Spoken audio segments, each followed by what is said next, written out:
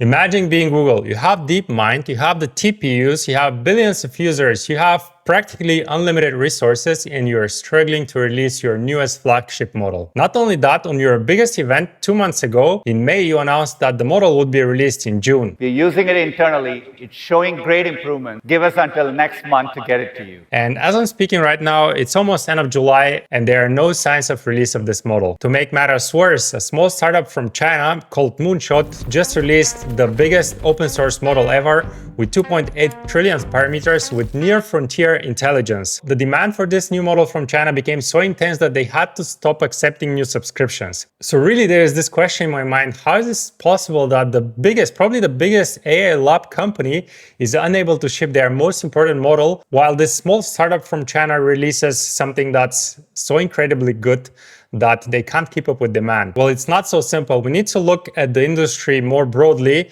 dig deeper into Google and understand what is happening there behind the scenes, and also gain insights into where AI is heading in order to be able to answer this question: where is the newest flagship model from Google? Let's first remove the easy version that Kimi caused the delay of Google's newest flagship model.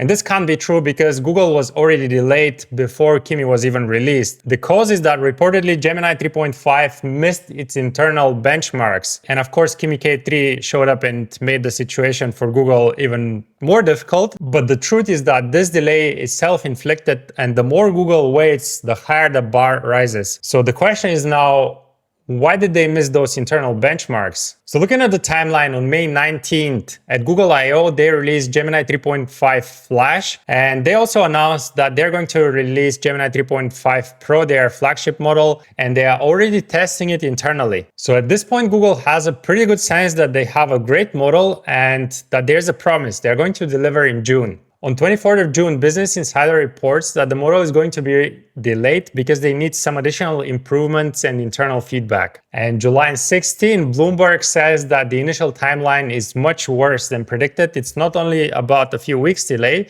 it's already going to be delayed a few months. Coding was a particular weakness, and the training data produced results that are worse than expected. And as you can imagine, probably in the company, everyone is frustrated. Now notice that we're not saying that Google can't train a powerful model. In fact, this is probably the model with the biggest context window so far, as Google has been pushing the boundaries of context windows. It probably has 2 million context window, but it's not yet able to beat everyone. And that's the expectation that people have on Google. We're going to look at why Google is not able to beat everyone and why it's a bit more complicated than just a model. But before that, I want to draw a parallel and contrast to Kimi K3. Kimi K3 released the biggest open weight model yet, and it's also near frontier intelligence. It seems as if they are trailing maybe 2 or 3 months behind, but it only seems like this because internally closed labs, they probably have models that are way more capable than what we have on our hands right now. But this is not to take away what Kimi K3 has done. It has 2.8 trillion parameters, about 900 experts, but only 16 of them activate during inference, which means that the model is super efficient. And when we talk about efficiency, this reminds me a bit of distillation, and I want to talk about it because a lot of people are criticizing the Chinese labs that they are just simply distilling the American models, which I don't think is the case. I think there is distillation, but we cannot ignore the sheer innovation that is coming from these labs. They have introduced, for example, DeepSeek, the reinforcement learning with verifiable rewards. We have a lot of innovation coming from Moonshot, and those labs, they are forced by circumstances to make their models super efficient and inference super cheap just because they don't have the hardware, like the constraints that they have. This breeds creativity, and those are constraints that Google doesn't have. They have everything they want. So in a sense, it feels like they are overwhelmed by choice and they lack focus. Kimi K3 has a simple goal. They are constrained by hardware and they need to innovate on very particular axes. They need to deploy the model on GPUs with less memory, and they need to make the inference super fast. And while Kimi K3 was so good that they had to pause the subscription because of the exploding demand, I want to push back on one more thing about Kimi K3. People are saying it's so cheap because it's cheap per token, but it's not very cheap per intelligence, because if you look at how much money it costs to complete a task, it's not dramatically less than the closed source models, simply because Kimi K3 needs a lot of tokens to find the right answer. So it is true that it is near frontier, but it is also true that it's not a very cheap model. There's additional pressure on Google because DeepSeek V4 is going to be soon released. And as I said, the more they are waiting, the higher the bar is to ship the next model. But the best model isn't about intelligence anymore. It's more about the product around it. And I think this is where Google is failing, and this is where Google is struggling. And hear me out. In order to ship the greatest product, the greatest model is only part of it. It is actually a 5-layer stack. You have the foundation model, you have post-training and evals, you have inference and hardware, you have harness and agent loop, and you have product and integrations. And we're going to go through some of them and see how they pose challenges to Google's release. Let's talk about harness first. We have seen in the past, especially in the last 2 or 3 months, how important the impact of harness is. And Google hasn't been doing a great job on harness. They have deprecated Gemini CLI, then they have moved to anti-gravity CLI. Nobody knows what is happening with their anti-gravity IDE. So I think in terms of harness, there's a bit of mess internally, and I'm speculating that they're trying to get their harnesses in shape in order to release this great model. Because if the harness is weak, the model would flop and their stock price would get absolutely obliterated. We have seen how important harness is because there are people who run GPT 5.6 Sol in Cloud Code, which was delivering much better results. And you also probably know about the reports of Matt Schumer and how he used Codex, and Codex almost deleted his computer. And this is because of incorrect implementation of harness. And what failed there was not necessarily intelligence, it was more about engineering, like permissions, sandboxing, recovery.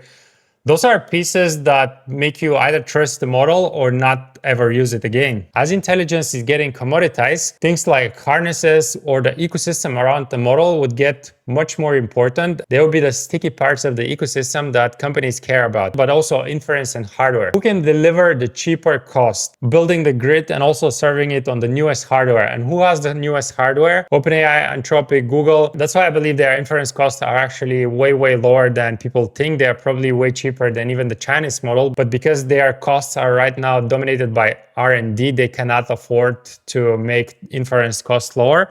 And also demand is much higher than supply. So that's why we're seeing such a crazy inference cost, but I think they will go down. Now, Google has the structural advantage of having their own TPUs, and this is incredibly valuable long-term because they can bring the costs even lower. But right now, with the release of their newest flagship model, this is problematic because Google not only has to train the model, but Google has to take care of the hardware. It's like one more additional dependency that Google has to maintain. You now have hardware to maintain, you now have software to build for this hardware, and you need to train your model on this new state-of-the-art hardware and software. Now, this does mean that Google has structural advantage long-term, but I think in short-term they are struggling. And those things that are becoming moats in AI harness and hardware are the blockers for Google. Blockers that, funnily enough, give them advantage long-term, but right now they are blocking the launch of their newest model. This is what I'm thinking. Now, there are products and integrations as well, which plays a very big part as part of Google's launch. Google needs to deploy this newest flagship model across search, across Gmail, across Workspace. They have so many products that they need to integrate this new model.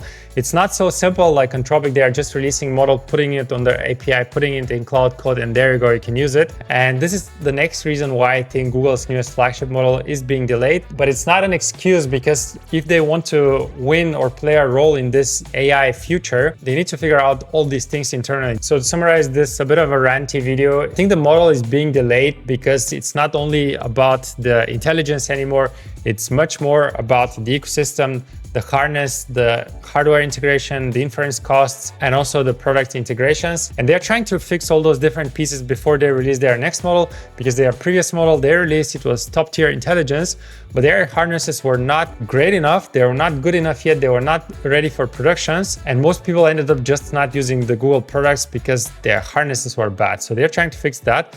At the same time, we have open-weight frontier intelligence knocking at our doors, but those companies don't have the complexities that Google is dealing with. I think this is something great for us as end users, because the small startups are pushing the great companies to efficiently utilize their resources and at the end of the day ship something that's pretty awesome. So with that, thanks a lot for watching. See you next time.